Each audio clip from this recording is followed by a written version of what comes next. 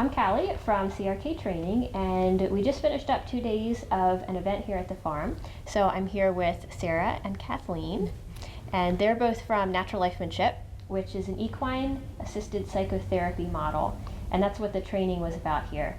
And the reason that we have the trainings is I find that, not only do I love to spread what you're teaching, but I also find that I benefit so much just from my own work with my horses. And that's why I wanted to interview you two and just share some of what we've been talking about this weekend with those that watch the videos, which are usually people that are just starting out riding or working with horses, or have their own horses. So maybe if you could just start by talking a little bit, what is equine assisted psychotherapy? Would you like to answer that one, Kathleen? Sure. Okay. Sure. So equine assisted psychotherapy is essentially an experiential therapy where we partner with horses to help people.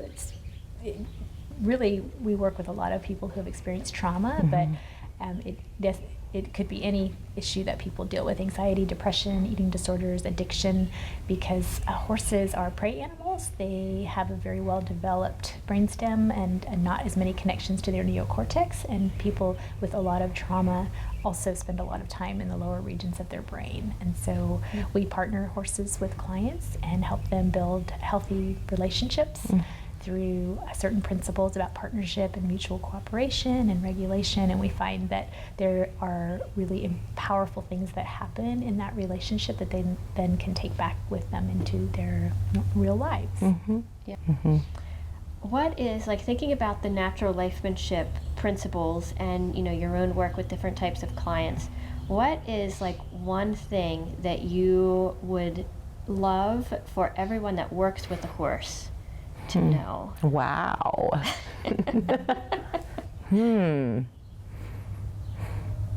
Do you want to think about it? I do. I think I already know. You do? Okay. Yeah, for me it's really the idea that a horse can learn to think and be in control of themselves. That I think even in natural horsemanship it's a benevolent dictatorship. It looks kinder and the language is kinder, but I think there is still this emphasis on being your horse's leader. And I think the idea that your horse could be your partner, that there could be this mutual cooperation rather than that you're still responsible for your horse's safety or your horse's behavior, that is such a powerful shift, such a powerful paradigm shift, that I could literally trust my horse to be in control of himself, offer him choices and trust that he can appropriately make the right choice. It changes the whole relationship because now I'm in control of myself, my horse can be in control of him or herself, and we can genuinely have this connection, this partnership, this equality in our relationship that changes the whole, I think, dynamic of the connection that you have. I second that. That's a really good answer.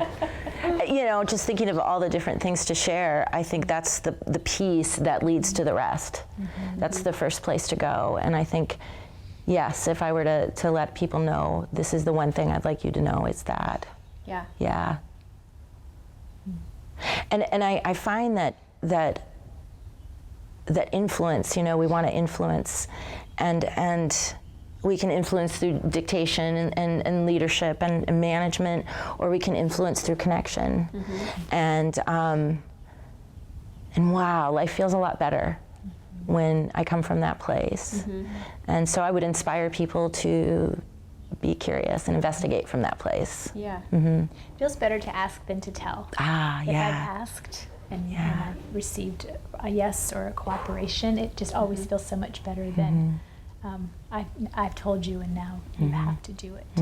I was just talking with a friend who bought a horse and she said, I made him trot. And I said, how would that feel to you if you rephrase that as I've asked him to trot? And she just loved the way it changed her energy and changed kind of her dynamic with her horse. That making and letting is different than asking. So I think even the language we use is really powerful when we talk about our relationship with our horses. Agreed. And I love that example because I think sometimes I'd like to give people a bit of a practical view of like what could this look like. So maybe what's another example of working with a horse where you could be directing something or just telling them to do something versus providing more choice in that situation? So I will talk about that. So today in the training, we were giving a demonstration of haltering a horse that was in a pasture, fairly large pasture. He was out there with a couple of herd mates, and I was doing the demonstration to go out and catch and halter, so to speak, right? And I have to be careful with that language because catch carries a very predatory vibe to it. So my goal was to go out and start a relationship with Colin.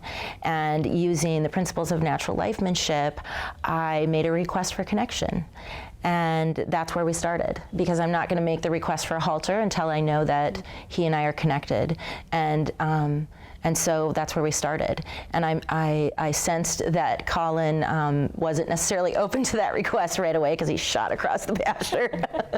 And I don't know how much time I spent with him. It was maybe 40 minutes. Oh, it was an hour, wasn't it? Oh, it was an hour? Yeah. So I was out there for an hour with him, and remembering that my goal was to go in there and to start a relationship, and I'd like to get to haltering if I can. And I will only get to haltering if we've done that through connection. And so we spent, I would say, 45 minutes, well, no, an hour, because we never actually got to haltering. An hour of me calmly making the request for connection and continuing to let him respond in whatever way he felt necessary. And I felt okay about making that request for connection because I know that it's a fair and reasonable request. I know that connection's going to benefit me. I know that connection's going to benefit him. And I know that I can't evaluate what's going on if he's got something going on that's making this hard for him unless we're connected. So that's where we start, right? We start at that place. And so it was an hour, and he did a lot of running around the pasture. And what started to happen was he started to get closer. The running wasn't so far. By the time we were done, he was making small circles around me, and he did connect. He did respond and make the choice to connect. And at that point, I made the decision that haltering was way outside of our window of tolerance. And it wasn't necessary for what we needed to do today. And it certainly wouldn't have been the next best step for our relationship, because connection was really hard for him. And someone actually asked me how it was that I didn't get frustrated during that experience, because it was hot and I was tired and it was an hour and it was a lot of running.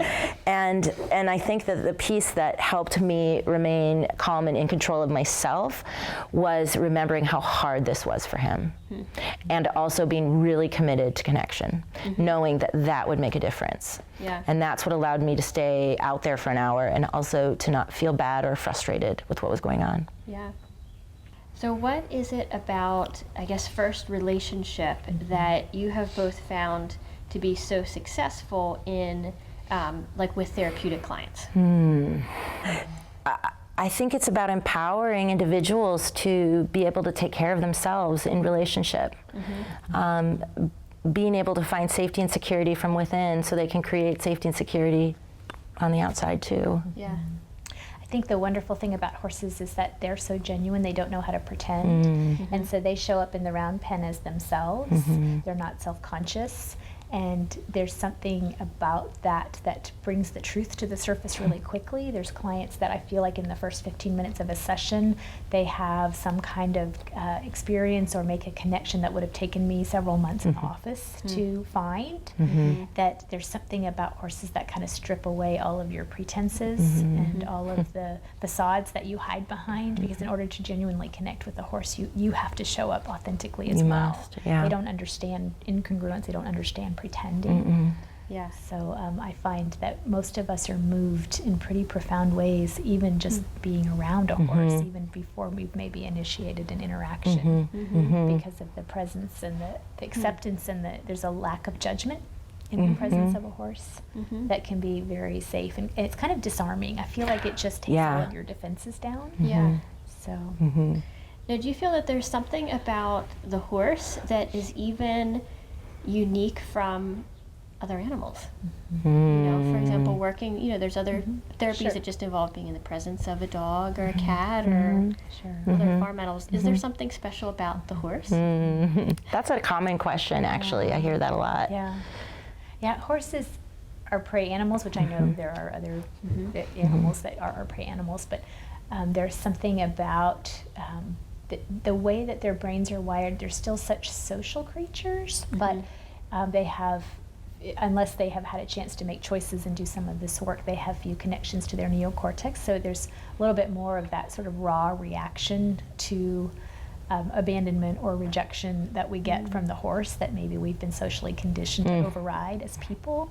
I think their size is powerful. I think there are clients who experience a range of emotions that they might not in the presence of a smaller animal. There's also the inability to physically move the horse that is really powerful, because you have to figure out a way to make requests that you can maybe pick up a dog or a cat or a chicken, but you know, you really aren't going to be able to pick up the horse if he's not where you want him to be. And there's something about that that forces you to learn how to communicate in a way that you can't use power and control and domination or manipulation, even if you do it kindly, the way you can with a smaller animal. I find that their size has a lot to do with the reaction that they evoke in a person. Yeah. How do you define connection? That's a great question. It is a great question. We get asked that a lot. And connection is really that kind of energy, that that internalized sense of relationship with another being, with a horse, with a person, with a dog. It's that sense that I am attuned to you and your presence. I could sit in an airport lounge with strangers and not really notice when they come and go, or my seatmates change if I'm on my phone or listening to music. But if I am traveling with my husband or a friend, I'm very aware of them, even if we are on our phones or not talking in that moment. I'm aware of when they shift, when they get up and leave, when they come back. There's this energy between us. There's this attunement. There's this relationship that we've internalized. And even if that person leaves and comes back, when they're gone, I can still pull up the sense of that relationship. I know what they look like, what it feels like to be with them, how they make me feel. There's an emotional component. So connection is very much about this sort of energetic linkage between people that involves the limbic system, and that also involves a feeling in your body that you get about being in relationship with that person. Awesome. I think connection feels safe. To me, it feels like safety. Okay. Yeah. I mean, all of those things and safety. It feels safe to me. Yeah. A sense of safety. Well, thank you very much for answering my questions, sharing your knowledge and experience with the group, and it was a great training. It was a great 2 days. Thank you for hosting, Callie. Oh, This yeah. is a beautiful facility. Your horses were wonderful. They were so you. present and gave everyone a different Oh, they experience. did. It was a privilege to be here. Thank you. Thank you. Beautiful group of people. You're a wonderful hostess, too. You took such good care of us. Yeah. We'd love Thank to you. come back. Yes. Well, I look forward to having you back, and maybe you can join us the next time as well. Yeah. Thank you, Callie. Thank Yeah. you, Callie.